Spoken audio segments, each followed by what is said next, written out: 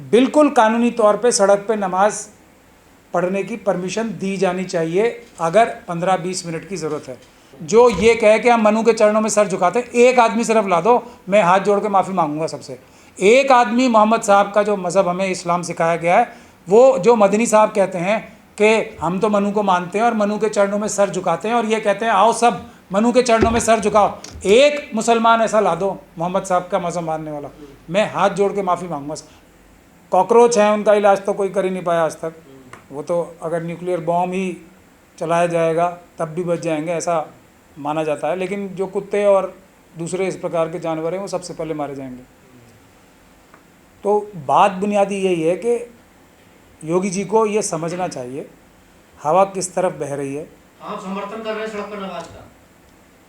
मैं भारत के संविधान का और भारत के कानून का समर्थन करता हूँ हमेशा, और वही लोगों को समझाने की कोशिश करता हूँ। सड़क पे नमाज़ पढ़ना हो, कावड़ यात्रा निकालना हो या कोई जागरण करना हो, सड़क के ऊपर भी अधिकार सभी नागरिकों का है। बिल्कुल कानूनी तौर पे सड़क पे नमाज पढ़ने की परमिशन दी जानी चाहिए अगर 15-20 मिनट की ज़रूरत है। बिल्कुल अगर डीएम साहब को ये लगता है कि 1-1.5 महीने की कावड़ यात्रा निकालने से किसी और को ज़्यादा परेशानी नहीं होगी, या उसका कोई एक ऐसा रास्ता निकाल दिया जाए कि सड़क भी रुक जाए और सड़क पे बाकी लोग भी चलते रहें, तो बिल्कुल परमिशन देना उनकी जिम्मेदारी है, ड्यूटी है। परमिशन ना देना गलत है, नमाज की परमिशन ना देना 100% गलत है, क्योंकि 15 मिनट की परमिशन है। मैं तो ये कह रहा हूँ कि 1 महीने की भी परमिशन दी जानी चाहिए, रात भर। बार होती है ना, नमाज तो हर जुम्मे को होती है ना, सवाल ये भी तो है ना सर। सवाल क्या है, मालिक कौन है और कावड़ यात्रा में कितना एरिया जाता है? मैं तो दोनों को देने के लिए कह रहा हूँ ना। मैं तो जागरण होते हैं ना, यात्राएं निकाली जाती हैं, उनका भी हक है, कानूनी हक है उनको परमिशन मिलने का, बिल्कुल है, देना चाहिए। अब जैसे नमाज पढ़ते हैं 15 मिनट का सबसे कम टाइम, अगर कोई सड़क पे जो देश के मालिक हैं, वो सड़क जो उन्हीं की मिल्कियत है, यानी कि वो उसके मालिक हैं, सबसे कम प्रयोग कभी कभी करना चाहते हैं हफ्ते में 1 दिन, और ईद पे और एक शब बारात पे एक और दिन, 3, और ये 52 हफ्ते, ये 55 दिन, टोटल कितना 15 से 20 मिनट बस। बिल्कुल उनको परमिशन मिलनी चाहिए। जो लोग परमिशन नहीं दे रहे वो गैर कानूनी काम कर रहे हैं, संविधान के विरुद्ध काम कर रहे हैं, ख़ास तौर पे तब जबकि परमिशन पाना उनका अधिकार है और परमिशन वो दूसरे लोगों को भी देते हैं। ये बिल्कुल क्लियर बात है, और जो लोग इसका उल्लंघन कर रहे हैं उनका कानूनी इलाज होने का समय बहुत जल्दी आ रहा है। तो आप चाहते हैं रोड जाम रहे? नमाज से तो मेरे ख्याल से रोड जाम नहीं होते, लेकिन अगर जैसे कावड़ यात्राओं से जो धार्मिक यात्राएं निकलती हैं, रोड जाम भी होते हैं कुछ समय के लिए, कुछ घंटों के लिए, कुछ दिनों के लिए, तो वो बिल्कुल सड़क का जो कार्य है उसका एक कार्य ये भी। योगी जी ये कह रहे हैं ना, अगर ज्यादा लोग हो रहे हैं तो शिफ्टों में नमाज पढ़ लीजिए, अगर शिफ्टों से भी बात नहीं बनती, जनसंख्या ज्यादा है तो जनसंख्या कम करिए। अब योगी जी की बात का मुझसे जवाब दिलवाते हो, मुझे बड़ा दुख होता है। आप सब लोग भी ऐसे लोगों की बातों का जवाब। सर सबसे बड़े सूबे के मुख्यमंत्री आप क्या बात कर रहे हैं? देखिए, मोदी जी तो देश के प्रधानमंत्री के पद पे बैठे हुए हैं, लेकिन वो हैं तो ईवीएम के ही पीएम।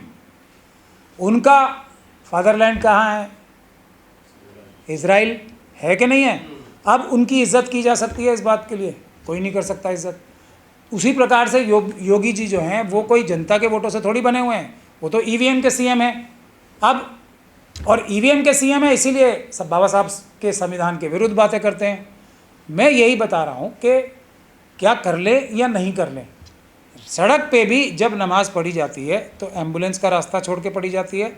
अगर किसी को इमरजेंसी है 15 मिनट के लिए भी, वो इमरजेंसी भी उसका भी रास्ता छोड़ के पढ़ा जाता है। योगी जी को कोई नमाज़ पढ़ने से प्रॉब्लम नहीं है कि हिंदू मुसलमान करो, ये चाइना और पाकिस्तान की एस्टेब्लिशमेंट, फादरलैंड की एस्टैब्लिशमेंट ही मोदी जी, अमित शाह जी और योगी जी को सिखाती है। इससे फ़ायदा क्या हो रहा है? किसको फ़ायदा हो रहा है? पाकिस्तान की इकॉनमी कहाँ जा रही है पता है आप लोगों को? आज भारत से ज़्यादा फॉरेन डायरेक्ट इन्वेस्टमेंट आ रही है, अब पाकिस्तान की तरफ रुख कर रही है। यही साजिश आरएसएस और बीजेपी वाले कई सालों से कर रहे थे, हिंदू मुसलमान कर करके उसमें वो कामयाब हो गए। पाकिस्तान को फ़ायदा पहुंचाने में, चाइना को फ़ायदा पहुंचाने में ये लोग कामयाब हो रहे हैं। बड़े बड़े मौलाना, बड़े बड़े तंजीमों ने तो समर्थन कर दिया कि ठीक है जी, हम सड़क पर नमाज नहीं पढ़ेंगे। कोई भी मौलाना, मौलाना का मतलब होता है बहुत समझदार व्यक्ति, ये कह ही नहीं सकता, कभी नहीं कह सकता। जो कह रहा है वो उलमाए सू है। पहली बात, उलमाए सू का मतलब जो मुस्लिम कम्युनिटी के लोग हैं वो समझते हैं कि दुनिया में अगर सबसे बुरा किसी को, जो हमारे धर्म में, जो रसूल अल्लाह मोहम्मद साहब ने जो धर्म सिखाया है, अपना कोई इस्लाम धर्म बना के कुछ और करना चाहता है, उसको भारत के संविधान ने, बाबा साहब के संविधान ने इजाज़त दे रखी है। उनका संविधान है, वो उनका धर्म है, कोई और है वो, लेकिन वो मोहम्मद साहब का धर्म नहीं है। बिल्कुल उनको इजाज़त है वो अपना नया धर्म बनाए, जिसको राष्ट्रपक्ष वो बनाए पशु, जिसको जो भी करना है वो करें। मस्जिदों में नमाज पढ़े या ना पढ़े, बहुत सारे लोग, अभी एक दिल्ली में इंडिया इस्लामिक कल्चरल सेंटर में बहुत बड़ा फंक्शन भी हुआ था, वहाँ तो उन्होंने एक रेजोल्यूशन टाइप इस तरह से भी बातें की हैं कि मस्जिद की ज़रूरत ही क्या है, मस्जिदें तोड़वा दो सारी, दे दो, ये उनका धर्म है ना, उनको अलाउड है, बाबा साहब ने तो बनाया ये एक संविधान। ऐसा भी कोई लोग कह सकते हैं कि हम एक अलग तरह का इस्लाम बना रहे हैं जिसमें मस्जिदें तोड़ देनी चाहिए सारी, ऐसी बातें तो कर रहे हैं ना, फैज़ान मुस्तफ़ा कर रहे हैं, वो भी तो मुसलमान बताए जाते हैं, लेकिन वो ये वाले मुसलमान नहीं हैं जो रसूल अल्लाह ने मज़हब सिखाया है, वो कोई और मुसलमान है, उनकी इजाज़त है। जुड़ गए मतलब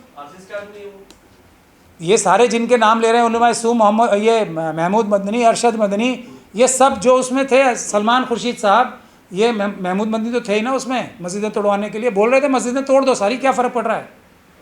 और हम तो बाबरी मस्जिद का भी केस जीत गए, ये बोला है उन्होंने, अभी बोला है, पिछले 10 दिन पहले बोला है। ये सब लोग आरएसएस के मेंबर्स हैं। असदुद्दीन अवैसी क्या हैं, आरएसएस के मेंबर हैं।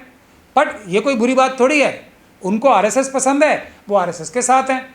बाबा साहब ने इजाज़त दी है इसकी भी, हालांकि बाबा साहब ने मना किया है अम्बेडकर वादियों से कि आरएसएस के लोग तो बड़ा दिल दिखा रहे हैं ना, देखिए दूसरे को भावना को ठेस नहीं पहुंचा रहे, उनका सम्मान कर रहे हैं। अगर कोई गाय माता को गाय माता मानता है, गाय तो अच्छी बात कर रहे हो। तो देखिए कि गाय की कुर्बानी है, यही कहता है कि आप हर मजहब का इज्जत करें, रिस्पेक्ट करें, वो कर रहे हो, आपको तो सम्मान करना चाहिए। नहीं, मैं सम्मान उनका तब करूँगा, एक तो उनकी हैसियत क्या है ये वाली बात बोलने की, कौन है वो, अपने जो बेचारे उनके तालिब इल्म हैं, स्टूडेंट्स हैं, जो उनके एक तरीके से उनके अंडर काम करते हैं, उनके संगठन के लोग हैं, उनको बुला के एक मतलब इकट्ठा करके और उनसे जय जयकार हाथ खड़ा करके करवा के, वो हैं कौन पहले तो ये बताओ। सर पूरे देश के मुसलमान मान रहे हैं, उनकी बात देखिए। अच्छा, मुझे कौन से, जो एक आदमी ऐसा बता दो जो मुसलमान हो, मज़हब मानने वाला, जो मोहम्मद साहब का मज़हब मानने वाला हो, जो ये कहे कि हम मनु के चरणों में सर झुकाते हैं, एक आदमी सिर्फ ला दो, मैं हाथ जोड़ के माफ़ी मांगूंगा सबसे। एक आदमी मोहम्मद साहब का जो मज़हब हमें इस्लाम सिखाया गया है, वो जो मदनी साहब कहते हैं कि हम तो मनु को मानते हैं और मनु के चरणों में सर झुकाते हैं, और ये कहते हैं आओ सब मनु के चरणों में सर झुकाओ, एक मुसलमान ऐसा ला दो मोहम्मद साहब का मज़हब मानने वाला, मैं हाथ जोड़ के माफ़ी मांगूंगा। मैं ये अरशद मदनी साहब अरशद मदनी को एक वो कार्यकर्ता हैं आरएसएस के, उनको एक डायरेक्शन आया नागपुर से कि आपको ये बोलना है, उन्हें वो बोलना है, वो बोल दिया उन्हें, उनको मतलब भी पता है, उनको जो वो बोलते हैं उसका मतलब भी पता है। जैसे मोदी साहब को कुछ पता है, वो कुछ भी बोलते रहते हैं, नाली में से गैस बना देते हैं, ये सब बातें ऐसे ही। अरशद ये भी कार्यकर्ता हैं, वो भी कार्यकर्ता हैं, इनको पता थोड़ी है कुछ। अगर वो बड़ा दिल दिखाते, अगर उनका दिल बड़ा ही हो गया, तो जो वो साफा ले रखा है ना उन्होंने महंगे वाला, और जितने वो खाने पीने पे अपने खर्च करते हैं पैसे, और जितना उन्होंने माल जुटा रखा है, एक दिन हिसाब तो होना ही सबका। वो बाकी सब लोगों में जो हमारे शेड्यूल कास्ट कम्युनिटी के लोग हैं, शेड्यूल ट्राइब कम्युनिटी के लोग हैं, गरीब लोग हैं, उनको अपने सारे पैसे दे देना, दिल बड़ा वहाँ दिखाएं, ये उनका लेना नहीं देना नहीं, ज़बरदस्ती दे रहे हैं वो, कितना अच्छा काम करवा। उनको पूछ कौन तालीम दे रहा है। अरे सर अरशद मदनी जी तालीम नहीं देते हैं वो, ये तालीम है। कितना बड़ा वो वहाँ पर आरएसएस की तालीम देना कोई तालीम है? आरएसएस की तालीम देश को तोड़ने की तालीम है, वो तालीम दे रहे हैं, वो तो देते रहे जितनी मर्जी देनी। तो आप उनकी बात से सहमत नहीं है?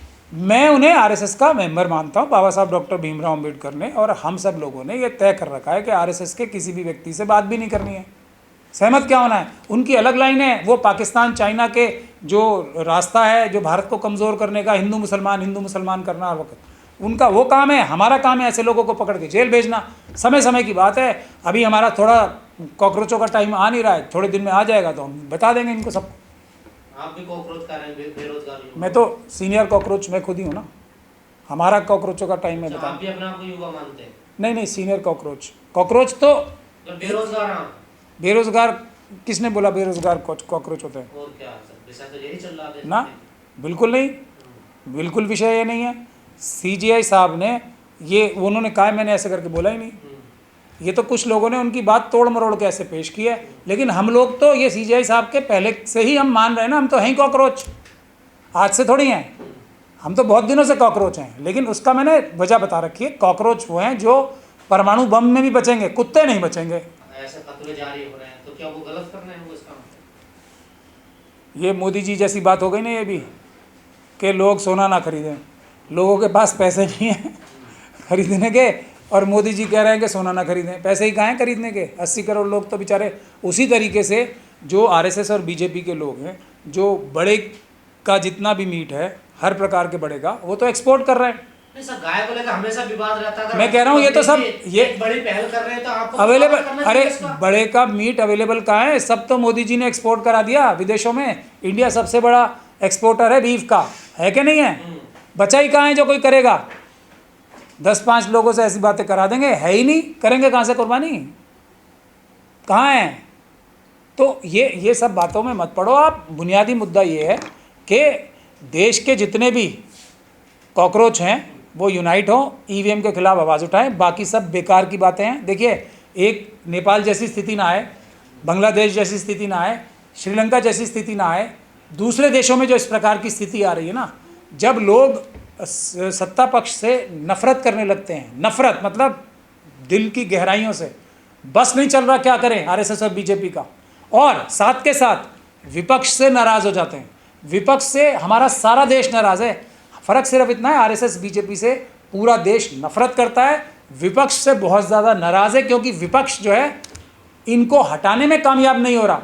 बाबा साहब डॉक्टर भीमराव अंबेडकर ने जो 1 वोट का अधिकार देके ये ताकत दी थी सबको कि अगर सत्ता पक्ष में बैठे लोग बेईमान हो जाएं, देश को लूटने लगें, तो वोट के माध्यम से कान पकड़ के उस सरकार को हटा के किसी दूसरी सरकार को लाओ। ये अधिकार ईवीएम के माध्यम से छीन लिया है। कोई भी आंदोलन हो रहा है कॉकरोच जनता पार्टी का या किसी का भी, वो आंदोलन मैं सही तभी मानूंगा जब पहला मुद्दा हो एक कि हम बाबा साहब के दिए हुए वोट के अधिकार से सत्ता को बदलने की ताकत रखें। उसकी कोई बात नहीं करता तो मैं किसी मुद्दे को बड़ा नहीं मानता। जनता पार्टी का भी आप आलोचना कर रहे हैं, विरोध कर रहे हैं। हर वो व्यक्ति जो सबसे पहले सबसे बड़े मुद्दे को, 1 वोट के अधिकार को, बाबा साहब की सबसे बड़े जो दवाई है देश के लिए, सरकारें बदलने की, सरकारों को डरा के रखने की जनता के द्वारा, वो उसको निष्पक्ष चुनाव कराने के लिए जो सबसे पहले कार्य नहीं करता, मैं उसे समझदार नहीं मानता, मैं उसे ऐसा व्यक्ति नहीं मानता। इससे क्या होगा? इस आंदोलन से होगा क्या? जनता तो पहले ही नफरत कर रही है ना, इसीलिए तो इतने लोग एकदम से इस कॉकरोच जनता पार्टी के मेंबर बनने लगे। क्यों? क्योंकि ये नफरत है उनकी। एक सुराग मिलता है, पूरी सुनामी आ जाती है। मगर इस सुनामी को जनता की, हमें कोई देश में एनार्की थोड़ी करानी है, बांग्लादेश की तरह, नेपाल की तरह और दूसरी जगहों की तरह।